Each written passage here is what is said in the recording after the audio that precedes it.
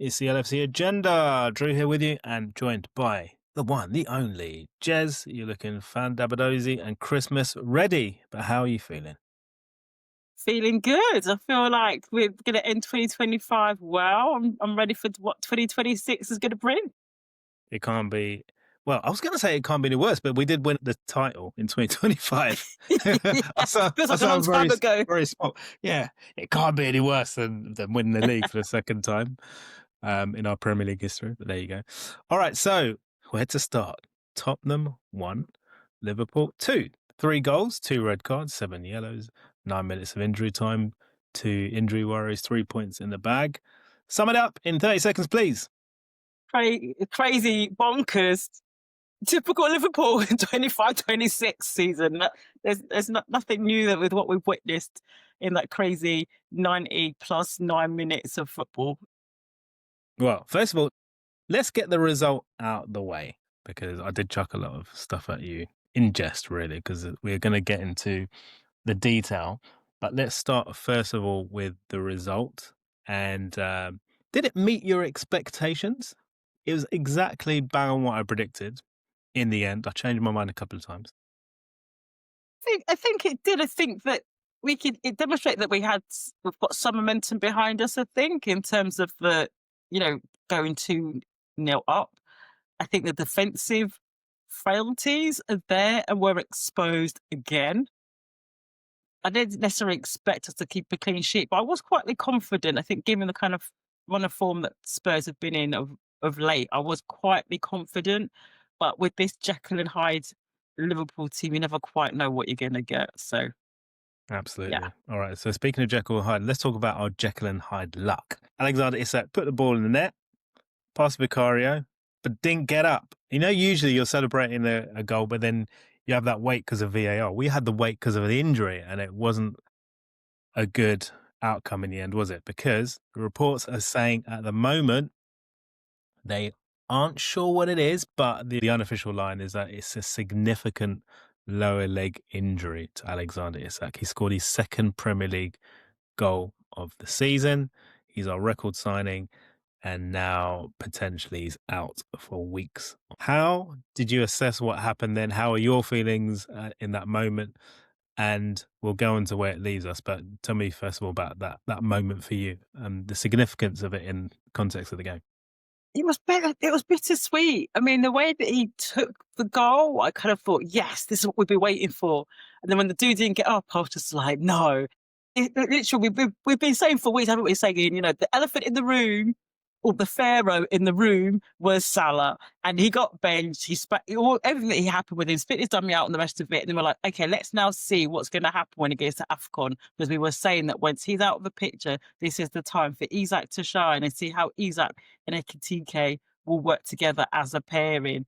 So it was just like, yes, you're on the score sheet. Now he's going to kick on. And then when dude didn't get back up, it was just like, oh, shucks. Like, what are we going to do now? Is that all you Because, said, Jez? Shucks? Is that what came out of your mouth? yeah, I was surrounded by family at the point. So I had to keep it clean. In my head, I was just like, FF, bleep, bleep, asterisk, asterisk. But it kind of almost feels like the kind of run of form we've been in of late, just like those sorts of things, just expecting to happen in terms of that bad luck. Yeah. The way that it's happened. But I was just like, dude, it was such a well taken goal. Like I said, we've been waiting for him to be scoring goals like that and taking those opportunities, and like seeing how him at the 2K work. But now it's just like, we're just gonna keep waiting now, aren't we? We're just gonna keep Yeah. waiting. I think I read somewhere that it's only the second time they started together. And we did have Yeah. that question posed by Double S in the last pod as to whether they could play together. And funnily enough, I posted the clip of everyone's responses on the socials. There's an MRI scan due on Monday. I think it was unfortunate. I wouldn't necessarily. I've seen some cuss words going towards Van der Ven for the challenge there, but he was sliding in to try and stop the shot. It was a typical Alexander Isak finish in the end. Across the goalkeeper, first time, well placed. We're going to miss him. We'll get into the ramifications later. But I have to say that the response of the team overall to going ahead, I thought was a mature one. But then once it got to like 10 minutes ago, what happened? They just kind of lost their cool altogether. It was like a rerun of the Leeds Yeah. 2-goal lead, wasn't it? Like I said, they kind of got some momentum. So they were like going for that goal and then they got it and you could kind of see the wind was with them. The wind was underneath them, pushing them forward. And it just kind of feels like this is like a typical slot move, just like, okay, now we're going to protect and defend this lead where we're just not used to seeing that because we're kind of used to it going, okay, we've got two, now we're going to get three, we're going to get four. You know, we talked about it before. It's sometimes little bit of that Kevin Keegan type, you know, we're going to keep going, can we keep going? But it just kind of felt like, okay, now we're trying to protect that lead. But I think mentally for the players, it just puts them in a different mindset Mm. um, where they're just kind of like, now I have to think about position rather than actually just playing football. It feels very much like that, and it kind of like once they kind of were stepping back, then they're inviting the pressure on, and it's when we encourage that pressure to come on to us, that's when you kind of feel like something's going to crack here, and it Yeah. inevitably did with the goal that Spurs scored. It cracked, and everyone's favourite former Everton player, Richarlison, coming on to terrorise us. He really put the heebie-jeebies up us. Unfortunately, I had to drive to a gig for the last 20, 25 minutes, so I was unable to catch what was going on. But the tension in my body when I heard Richarlison was coming on the pitch, and then within 2.5 minutes, he's nabbed one back. And from that moment on, there was a subsequent red card. Who's the Yeah. second person that got sent off? I've forgotten. I can't remember, but it was like into injury time, 3-2-1 Yeah, at that yeah, okay. So they're point. playing with 10 Everyone's men for talking most about of the Liverpool match. holding on against 9 men. Yeah, Like, they yeah. make it out that they were 9 men down after 9 minutes or something, like, you know, Yeah, it like wasn't when that we kind of went there and got robbed a couple of years ago. Yeah, but yeah. it was 10 men for most of the match. But even so, because there were 9 minutes of injury time, I think the red card was like 6 or 7 minutes before. At that point, I still thought, okay, they're in a position to just batten down the hatches and shut them down, and they didn't do it. I think it was Romero that got the second red card. But anyway, point is, I think they're still dealing from the traumas of previous games, particularly the Leeds one, because that one was sensationally cruel on us, and it was a mistake, lapse of concentration in that game. Here, I think it was also a mistake that let them back into it, because didn't Van Dijk take a swipe, an air swipe at the ball as it came in, and then from there on, it was just it just felt so on edge for the rest of the match. I did not enjoy the end of it at all. No, and I think that, you know, even up until that point, I was like, "You know what? We are in control." But it's the minute where you could see them, like, it's almost like they're thinking too much. I think when you see Liverpool at their best is where it's instinctive, you know, "I'm gonna play this pass. I know where you are. I know where you should be." And someone's like, "I know where you're gonna play." So they're almost in position before the person's even got the ball, you know? And I think that seems to have been out of our game, and we're losing control of the game in that. I think that when they it was a mess in defence. You know, I would love JSS to be here because I know he doesn't have a lot of nice things to say about number 5, who I thought actually had a good game. He got his body in a He was good lot of again. shots. He was He good was again. good, and actually, what he actually did was expose Van Dijk and actually how the weaknesses that Van Dijk's had this game.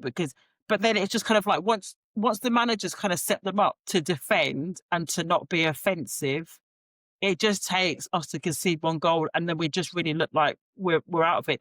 There does seem to be that ability to be like, you know what? Even though they had 10 men, and then they going, okay, we've got one, maybe we can get another. I was sitting there thinking, you know what? There's so much space. They're leaving so much space behind them, and we can Yeah. exploit that. But it's just not in the setup or in the mentality at that point. And this is where I start looking at the manager, going, is this him going to them? I don't want you to get that third. I want you to protect that. But then it's just kind of like, well, if you're not exploiting the space to release some of that pressure that's coming at you, then inevitably, you know, anything can happen. And we've been caught out like that, like you say, like against Leeds and against other teams in other games. So there still is an imbalance in terms of that, and that decision making, I think, that needs to be addressed somewhat. You know what, Jez? I'm pretty comfortable with their approach. As much as the second half gave me heebie-jeebies, particularly with the introduction of the former Evertonian, I was very comfortable with the way the team approached the match because I've kept saying repeatedly that defensively we need to just batten down the hatches, be as solid as we can, soak up pressure, don't worry about being boring, get the points on the board because the moment this manager loses another football match, the pressure is going to be cranked up. True. Big style. And he definitely didn't want to be losing one before Christmas. You know, that's now 6 games without defeat. I think that's always in the back of his mind. He's thinking, you know, we just need to build confidence in the fact that we can approach a football match with good shape and discipline and take what we need out of it. And I think that's part of the reason that the first half was such another bore fest again. But I'm completely comfortable with it. I've seen a lot of criticism. I don't know if when you watch that first half, apart from, you know, you wanting your head off, you were frustrated by what you saw. But I was pretty content with the non-event that it was. How about you? They controlled the ball well, and then you can see that they were looking for the forward pass, and you can see that they were looking to create. So Yeah, they in were that trying, yeah. Yeah. in that respect, yeah, I'm okay with that. What the thing that I struggle with the most is that when he kind of goes into this defensive mode, that they're not Right. defending. You know, I'm kind of like, get closer to the man, don't let the man get round you. It's almost like they just we're going to set up a bank of two lines of 4. And it's all right, well, you got to play through us. I'm just like, yeah, but you've got to also affect the space. You've got to close down the space for the team not to be putting those cute little passes in or whipping those balls in the box, which we seem to be really struggling with defending against, whether it's crosses coming in or even the set pieces. So it's kind of like, yes, you can batter down the hatches and you can kind of you could be tight, but you've got to also play. Is a difference between playing defensively and just standing there not quite knowing what's going on around you, as some of those players are doing. I think that's the issue that I take with that and the ineffectiveness of some of that. Do you think that's a tactical thing, or do you think the players are struggling a bit mentally to, as you say, just get a bit tight to things and make sure that they're defending properly and being a bit more aggressive? I have to say it's tactical because I think that when we talked about Liverpool hunting in packs, that's been hunting from the back through to the front. It's not been like it's the front 3 that have done it or whatever. So they go together, but it doesn't translate. It seems to work. It seems to be all right when it's kind of the front line doing it, but it's not doing it as a collective from the back through all the way through to the front. And I have to think that's I think I have to think that's tactical Right. with that. Okay, fine. We need to talk about Hugo yet again because the man delivered, right? He is, I think they said he has 8 outfield goals in the Premier League, which is only the 10 behind Haaland in first place. Yeah. But for a man that hasn't had, you know, lots of consecutive starts, he's not necessarily been first name in a team sheet, and he's had to suffer, nudge nudge to our Egyptian friend, some games where he's had to sit on the bench. But he has always responded in the right way. And I did say in a couple of chats before the game, Hugo is going to be the guy. I love that video of him on social media when I ask him, who's your most fearsome opponent in the Premier League? None. He Love was proper mic drop, dude, didn't he? Just like, Yeah. next question, come on. What is that? That's not a question. Yeah. And he is certainly the major success story in our team in terms of all the signings. Tell me about that second goal, because Gary Neville, as much criticism as he gets from rival fans, he generally is, I think, quite a fair pundit, and he was heaping praise on that finish, that header from Hugo. What did you make of it?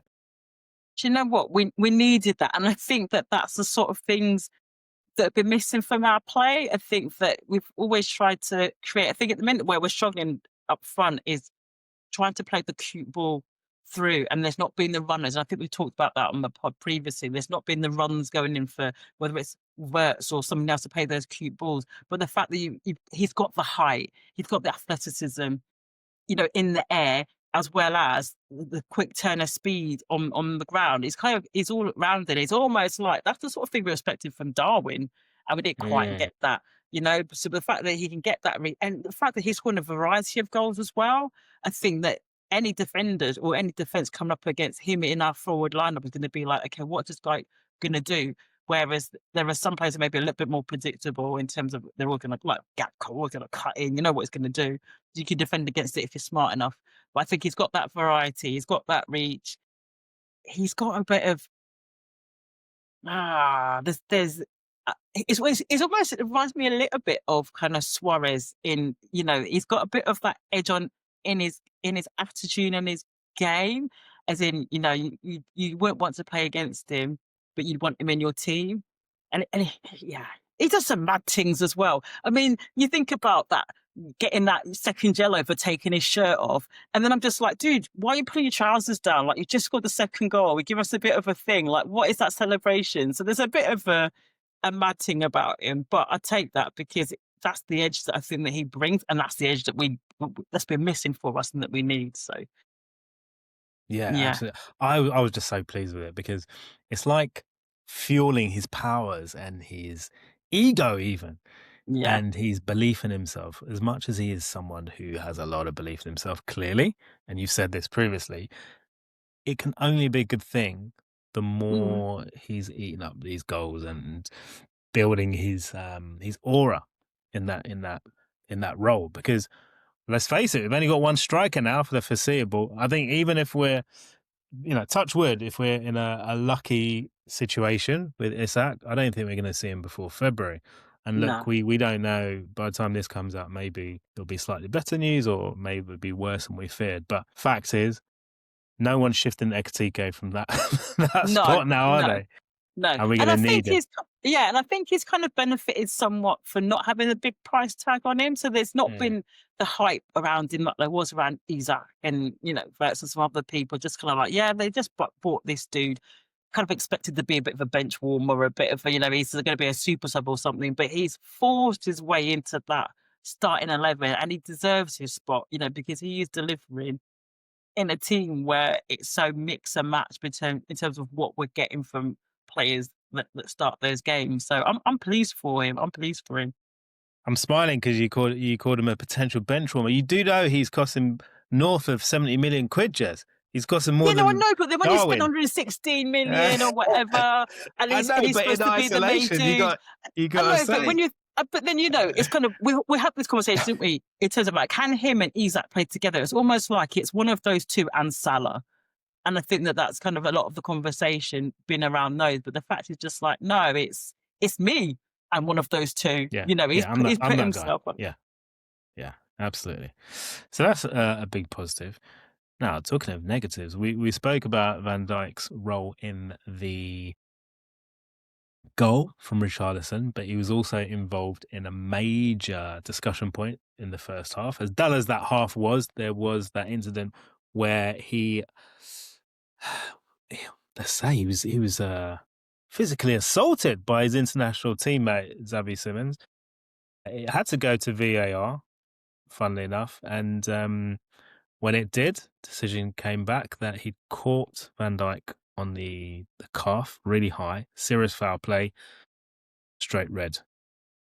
I thought it was quite an easy decision at the time, but maybe that's, just the benefit of watching it from my vantage point of a TV screen. But I thought to myself, it shouldn't take a lot of looking at. Did you think it was right? And what were your thoughts and feelings at that moment? No, I think it was right. But at the same time, it's almost like, mate, I have a dislike for VAR as it is, but once the minute they go into VAR, you're gonna get the decision, but you never quite know what you get the decision for, what they're looking at. But when you look at it, it was dangerous, and it could have caused a whole lot of damage to the player. Luckily he bounced back from that, because to have lost him and Isak in that game would have just been disastrous Ugh. for us.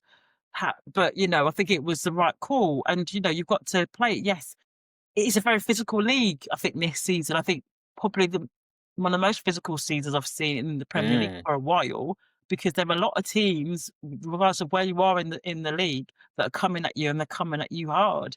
Um, but no, it was the right decision, and I'm just pleased that he came out of that unscathed. Really.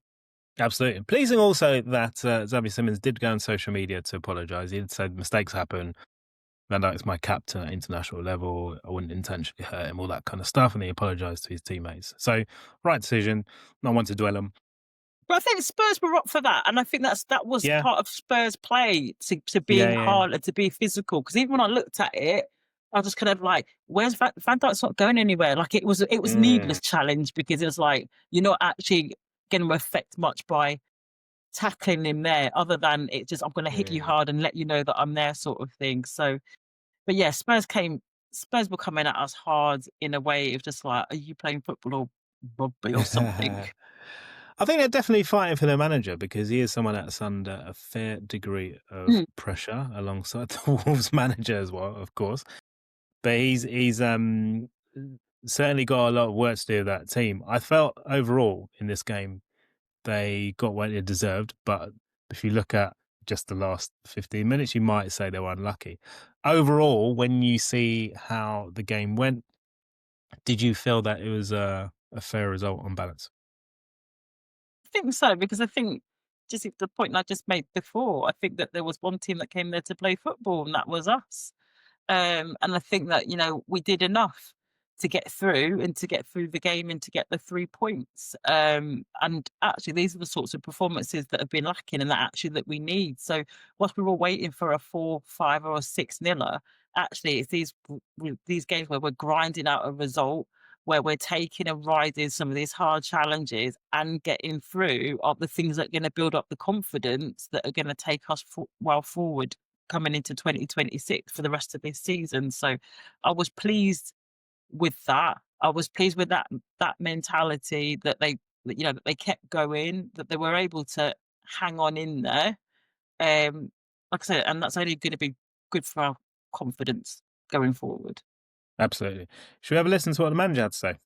Yeah, please do. I guess just what's the overall reaction to that? Because it's obviously a massive win, but it looks like it's going to come at a cost, not just with Alex, but with Jeremy perhaps as well.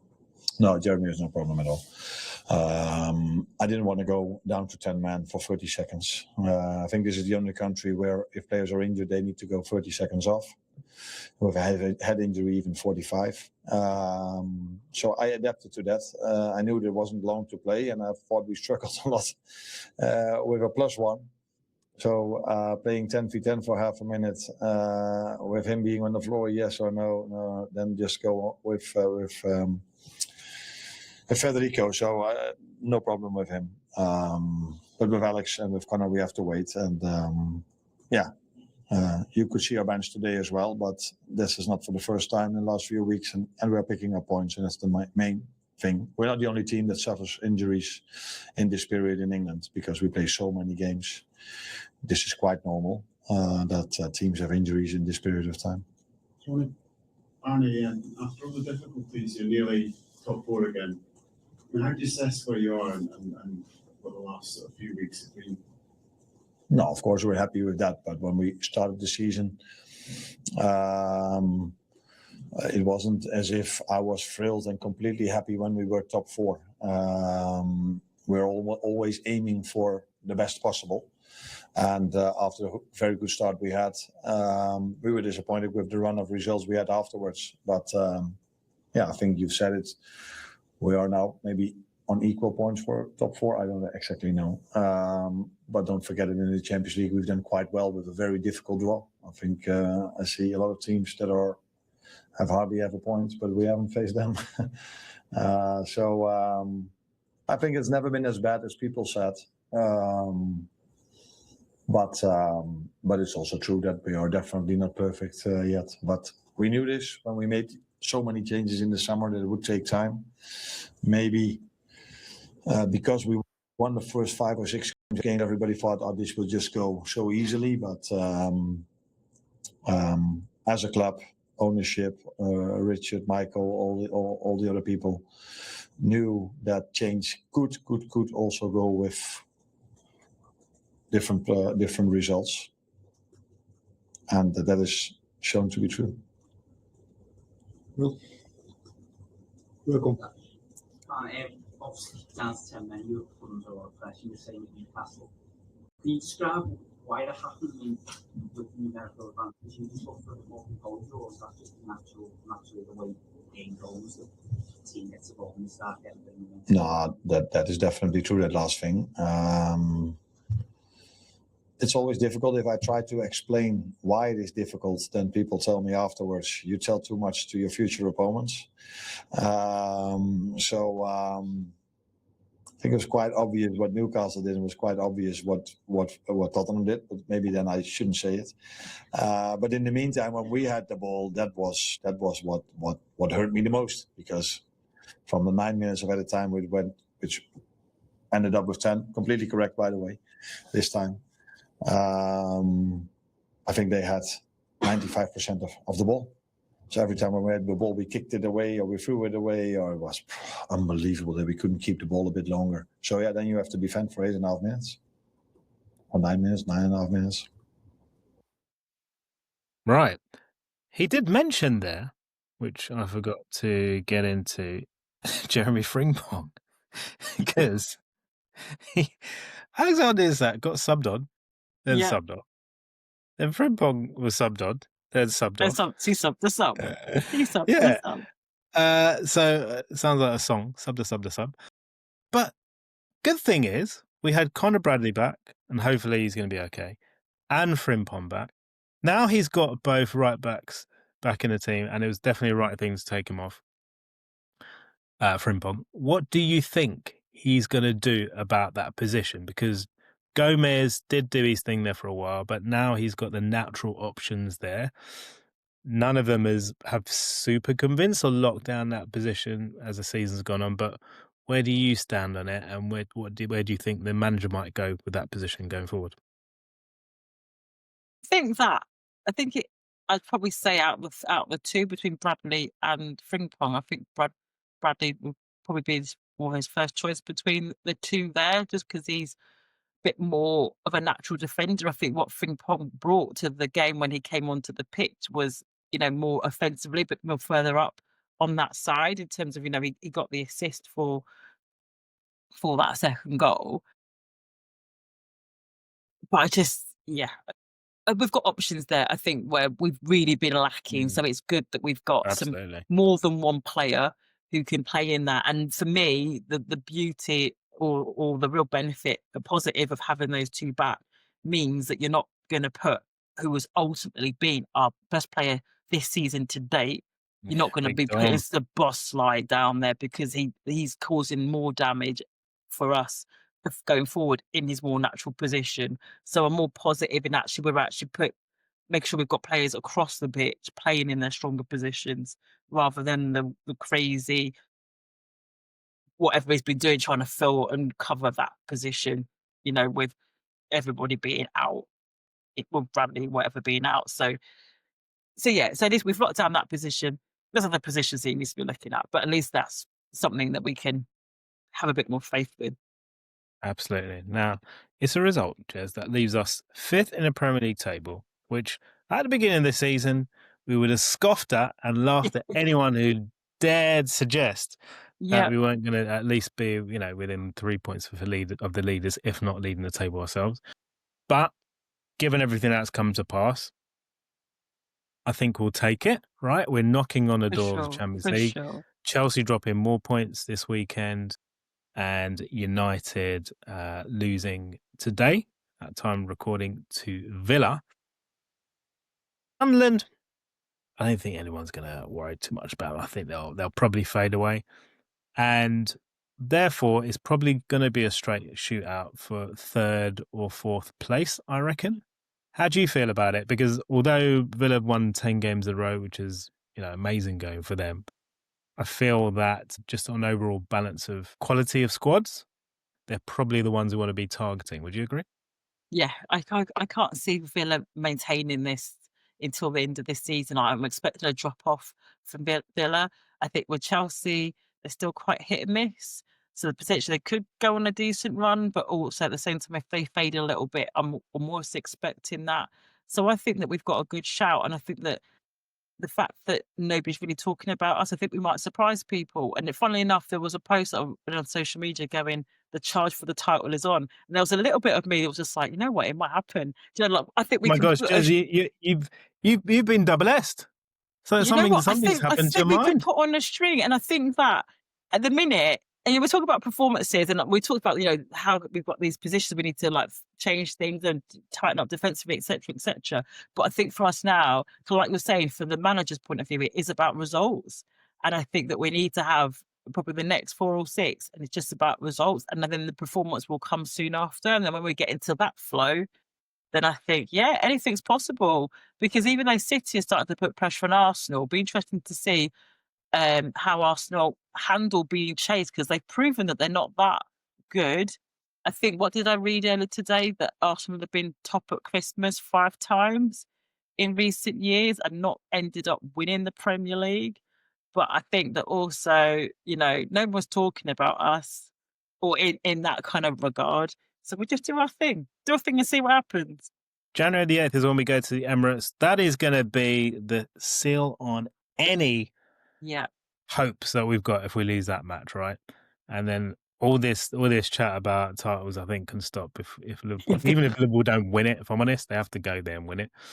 I'm not super confident about a title charge. In my head, my basic way of thinking about it is, if once you get past the point of having played 10 to 12 Premier League games, at the point where you go double figures behind a team and there's no games in hand, you're not going to catch them, because maths says to me that you're tracking points at a certain pace, and there's been very few reference points, if you like, in history, in Premier League history, where you can go back and say, oh yeah, that team were 10, 11 points behind and they came back. If anything, I think City did. Yeah, I know, but City did, and that was they did it. I think Arsenal did it themselves under Wenger against Man United. But I'm saying it's a very rare thing. No, it is very rare, but this is a very different season, like I've been saying it, and it feels very different. Like I said, there's a lot of physicality, there are a lot of teams, and even like the last couple of seasons, really, been taking points off of each other. And even though Arsenal are where they are, they're not invincible. They are prone to dropping points. So they are a bit Jekyll and Hyde, say. I think City are a little bit like that. So it's almost like, when I say a title charge, I'm not necessarily saying that we're going to like storm our way up to win it, but I think that we can put in a string of results. And I think that the results around us will at some point fall in our favour, because everybody's just, it's not, I think, gone are the days of it being a 2-horse race, as it was us against City and everything. I know that Arsenal kind of were in the mix last season, or whatever. I think that those days are kind of gone. And I think there is a tightness, because yes, we are 10 points off of Arsenal, but a couple of weeks ago, we were as many points behind the top as we were off the bottom. So that just shows you how compact the Premier League is. But I kind of think that in terms of a charge, I think that we could be in the mix come Easter, just by putting on a string of results, because of just the way that the league's going at the moment, and what comes from that, kind of, who knows? But then that's down to how those teams above us handle that pressure. And I don't see Villa having the strength of depth or the experience. Definitely won't be Villa. Or even Chelsea. Everyone's been talking about Chelsea for a long time, but I still kind of think the way the manager's talking. Chelsea a bit of a basket case. I think Maresca's trying to talk himself out of a job at the moment, isn't he? Yeah, and I think that that's going to go against them. So, and Pep's talking about succession planning for him when he goes. So, there's not that kind of momentum there. I mean, Arsenal need to win something. Arteta needs, I can't see Arteta getting a lot more time if he doesn't bring in anything home. But we've got a new manager where they're investing in him and their squad for the long term. So, yeah, let's see. It's interesting. It's an interesting league this season. Absolutely, Jez. What I didn't realise is, because I haven't been looking so far ahead with the fixtures, I've been so traumatised by our recent results, right? But I didn't realise that January is super busy from the start. is really aggressive. In my mind, I was thinking, I've got 1 game a week up until end of the year, and it's a lot less intense than it's been previously. But January starts with a bang. We've got a chance to avenge those points drops against Leeds, and then look at how this month is stacked. You've got 3, 4, 5, 6, 7, 8, 9, 10 games in a month. That's especially unusual for January. I think a couple of those are Champions League fixtures. Champions League, yeah. It's And Champions League hopefully stuff. those won't be too intense because we've got so many points in the bag already. But there is a scenario where Liverpool come out of January and have really established themselves in that top 3, top 4. But I don't want to look too far ahead, Jez. I don't want to get too excited or too ahead of myself. So No, but then I think if you look at that run of fixtures thing, other than Arsenal, and I think that would be up, they'll be up for that. I think Leeds, yeah. let's play the game then, Jez. Let's play the game, right? on. Let's do the thing of just looking at Premier League games. What number of points we are going to tot up for January? Okay, let's do that. Let's start with Leeds at home on the 1st January. Can we agree that's 3 points? That's 3 points. I call that home win. Okay. Then we go away 3 days later. Bear in mind, I'm not looking at who Fulham have got prior to that, but 3 days later to Fulham. That's never an easy. I say that as a draw. I call that a draw. Okay. I agree. A couple of points 4 there. points. Then away to Arsenal. I think we lose that. Do you think? I think we snatch it. I think they're gonna put everything into that game. I think we snatch that because I think they're so wanting to prove a point. I think they play on emotion, and I think that with their downfall with that one, I can see there being a red card or something, red cards in that game. But I just see it being emotional, physical, and I think that they'll lose their footballing head somewhat because they're just wanting so bad to make that point, and I think that we can turn that to our advantage. But I think we're going to snatch something there. I hope you're right. So according to your predictions, we've got them on 7 points. Then let's get Barnsley on the 17th. Burnley at home. Come on, that's easy 3 points. If they're serious, Liverpool. They're serious. I say that's a home win. I don't think it's going to be an easy one. Because I think they will sit behind the ball. But they should do the job. But they should do the job. 10 points. And I think then, Newcastle. A week later, away to Bournemouth. Oh, of course, I forgot Bournemouth. Wow. Are we going for Semenyo? He plays for Bournemouth, didn't he? He does. We'll talk about him, but we're touting him, so that's going to be quite interesting. That one, that position might be a draw, I think. Okay, and then Newcastle. I think a scrappy win. I think that might have been a bit different if Isak was potentially in the mix, but we can expect we're not going to see him for that game. So Tottenham up in my head, I think that's 14 points. So look, you're thinking we're going to go through January unbeaten, and that'll be very welcome for me, if I'm honest. I'll take a couple of draws and the rest victories.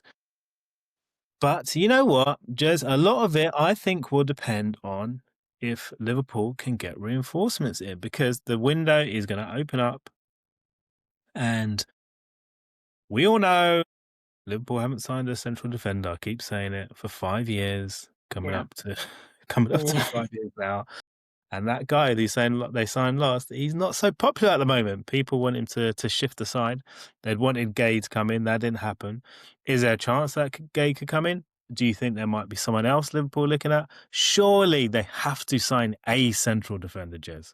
They do. And I think that we have been saying that since the transfer window closed, and the kind of run that we started this, after we started losing, that was quite clear that we needed that reinforcement. Whether it's Gay, they started talking about him going overseas, like going to Germany and whatnot. Does he still want to come to Liverpool? I think now that the way Glasgow is talking, Palace now, he was the one that pulled the rug underneath that deal last minute. But he doesn't seem to be quite sure if he's going to be hanging around that long at Palace. So is he going to have that same power to stop Gay going? I don't know. If it's not Gay, who else? I don't know. I mean, the thing is, they have to be prepared to pay the money because everybody knows that we're desperate. So people are going to add an extra 20, 30 mil on. They can smell our desperation for miles. Exactly. And that was the mistake. This is what annoyed me about that, because if Gay does end up coming, that was the mistake they made with Van Dijk. but then they went in, so like you're who we wanted. So actually, it'd be interesting to see if they do go back in for him to show actually how much did they really want him in the summer, because that deal should have got across the line if they really truly wanted him. But we need reinforcements, particularly if he's not going to play. If you've got Gomez, I know they talk about Gomez and his injury prone and he doesn't play. And even I think Slot said, I had to play Gomez. It doesn't always get to play a run of games. Who else can play in that position? He doesn't seem to trust Gomez anywhere on in that defensive line, really, unless it absolutely needs to. So they do need to, but I think that needs to be the focus point. With Isak's injury, do we need another attacking option? I think maybe you need to utilise what we've got Right. more. Yeah, are you in that camp? To my mind, here's the thing, right? Liverpool, they're without Salah for, let's call it 4 to 5 weeks. Now, even if we're being super optimistic, it will be at least that for Alexander Isak as well. So the two massive profile forwards are going to be absent for the best part of, let's call it, a month and a half, right? On top of that, the backup options that the manager has, he doesn't seem to have a whole lot of confidence in. So Cody Gakpo has been having his injury issues, but when we talk about Chiesa, who a lot of people complain that doesn't get enough minutes, he's not a player that the manager likes. That he's not bringing him on because it's a personal vendetta. He actually doesn't fancy the guy, even though he bought him in himself. But then you've got Ngamoa, who is still very, very raw, and the manager, I don't think, wants to expose him. When you look at Arsenal, our equivalent of Ngamoa is Wanyeri. He's nowhere near it because they already have Odegaard, Madueke, Martinelli and Trossard, who weren't performing and now are doing wonders as, backup options. Then they've got Jesus, who's come back from injury recently, to add to Gokeres, who's not performed, but that's fine because, by the way, they've also got Havertz. So they've got options coming out there is. And it's not necessarily, in my mind, that we need a striker per se. It's that we need a forward option. I didn't mention Eze as well, but we need a forward option who can give the opposition something to think about.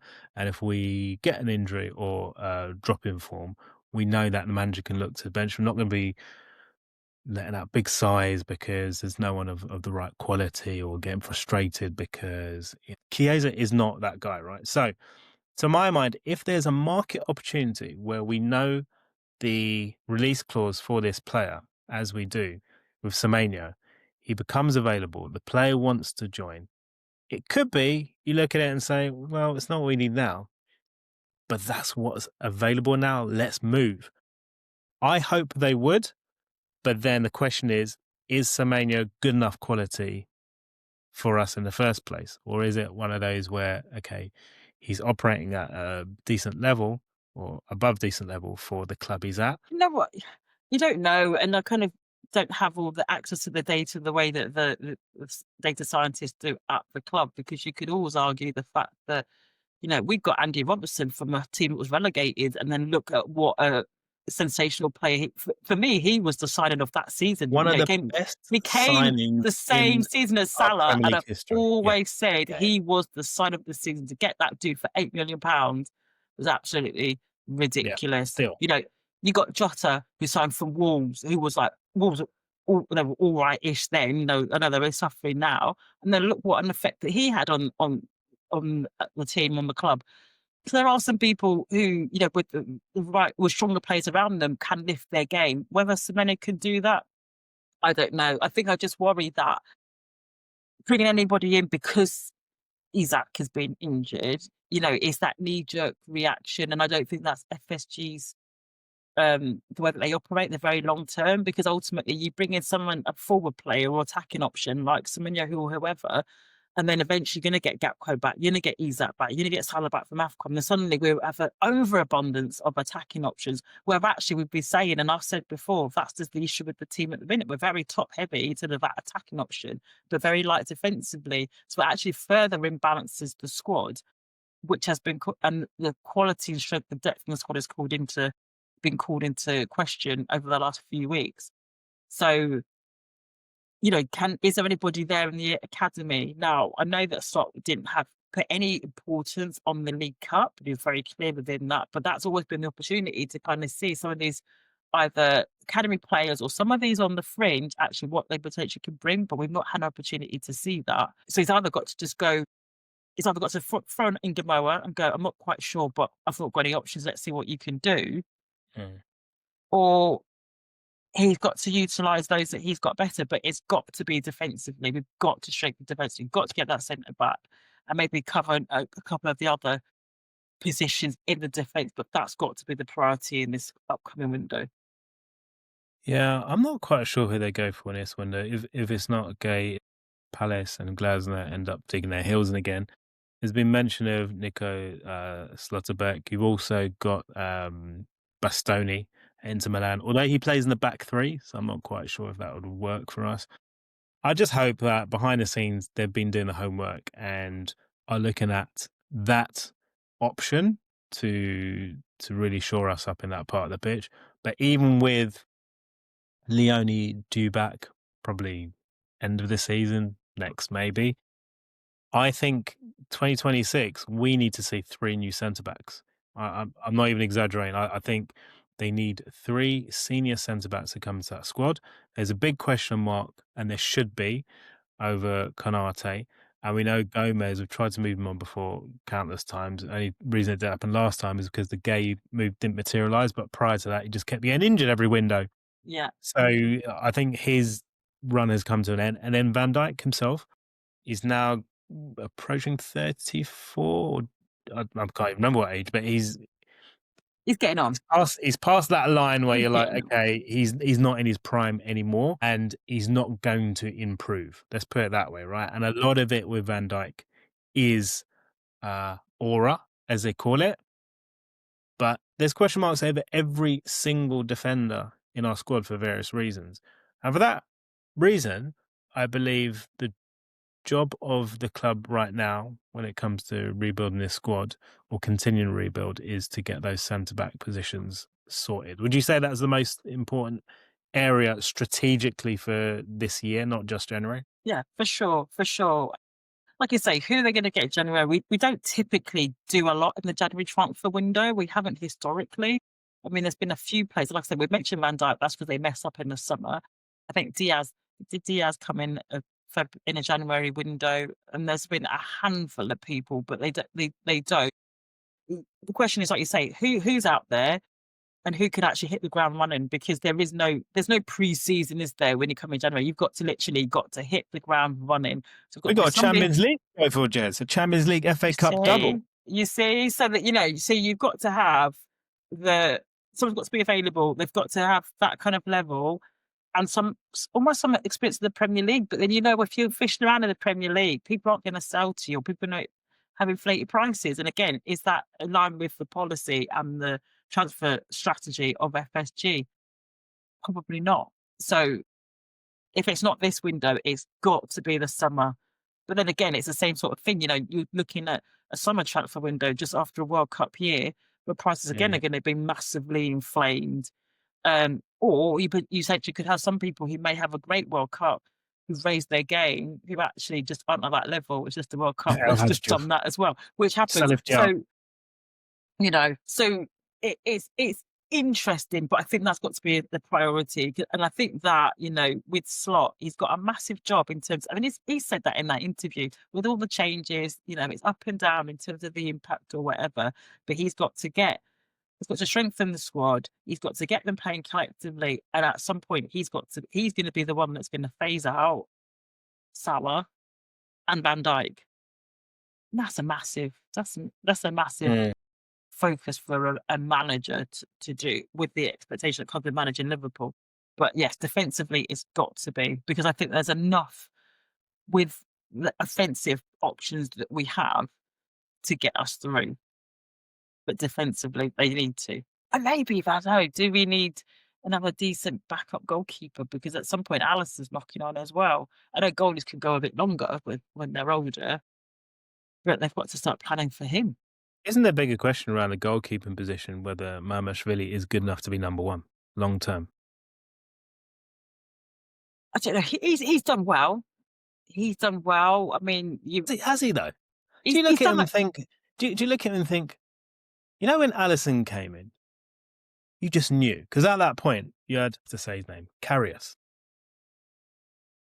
We just lost the Champions League final. I know it's difficult for me to say. Brings back trauma.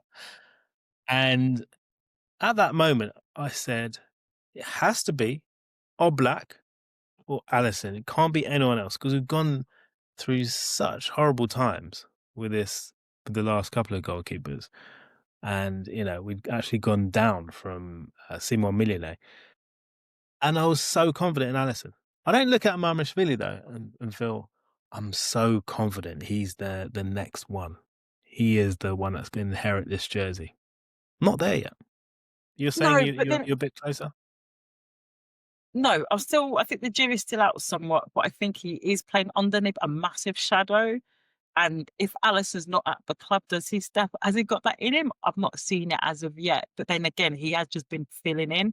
But I don't want him or any other keeper to be like, I am the standing keeper. But it's a hard position because it's only, you're vying for one place, rather than you're not a defender where you might go in the middle, you might play out, might put him right back or left back or whatever. But I think that Alisson, I mean, I don't follow a lot of the foreign leagues, so I didn't know too much about him other than that we put 7 goals past him when he played for Roma in the Champions League. And I was just like, why does everyone get excited about this dude? We put 7 goals past him. Like, what? But okay, that's what people are talking about. I'll see. I'll make my judgment when he's in the Liverpool shirt.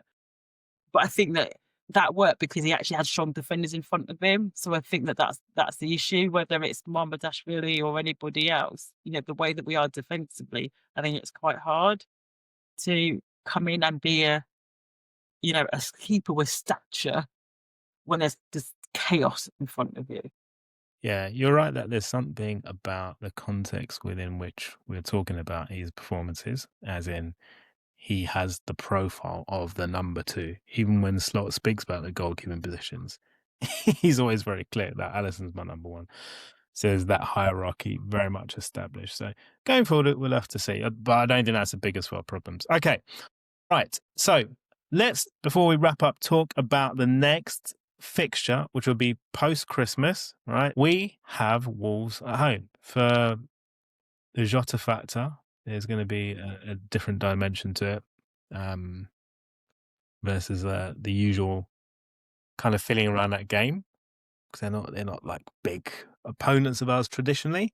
It's not a lot of needle in that fixture or emotion, but there will be emotion in this one. But let's talk strictly about football, because they are down on their knees, Wolves. They are basically bottom of the Premier League.